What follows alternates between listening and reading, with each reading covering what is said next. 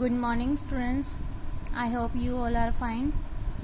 Today we will discuss the word meanings of chapter Who Did Patrick's Homework. So let's start.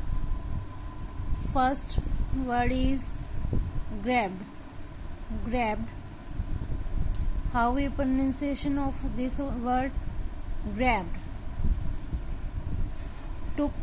इसका meaning क्या हो जाएगा? टुक hold of somebody, मतलब किसी को पकड़ना.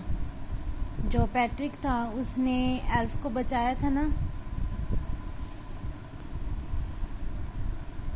तो इसका मीनिंग क्या हुआ? पकड़ा. ग्रैब्ड मीन्स पकड़ा. उसके बाद next tiniest. Tiniest meaning extremely small, मतलब सबसे नन्हा, जो सबसे छोटे साइज का होता है, बहुत छोटा बच्चा. येल्ड. येल्ड मतलब शाउटेड. शाउटेड. येल्ड मतलब चिल्लाया. चिल्लाया. Wrinkled. Wrinkled got small lines, मतलब झुर्रियों. झुर्रियों. रिंकल्ड मतलब झुर्रियों. ओके, तो जैसे फेस पर रिंकल्स नहीं हो जाते, लाइंस बन जाती हैं फेस पे, तो उसको बोलते हैं. नेक्स्ट है frond. Frond.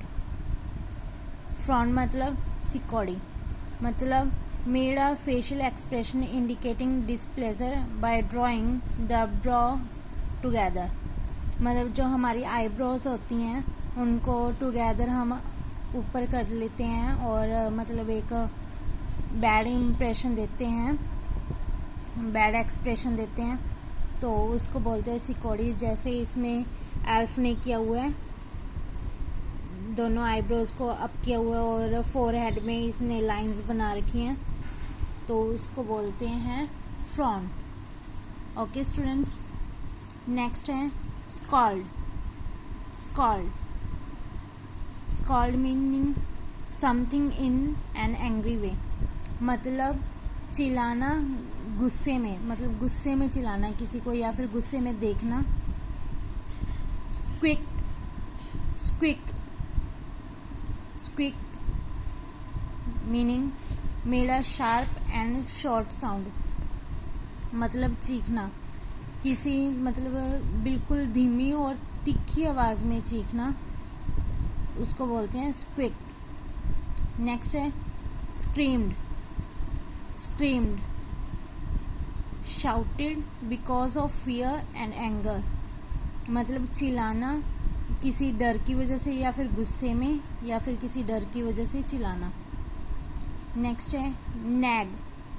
Nag to keep complaining to somebody about their behaviour, मतलब किसी को सताना. जैसे कई बार जैसे उस एल्फ बार बार पैट्रिक को सता रहा था कि तुम मुझे ये समझा दो, मुझे ये नहीं समझ में आ रहा, मेरे लिए ये बुक लेकर आओ, मुझे ये पढ़कर सुनाओ.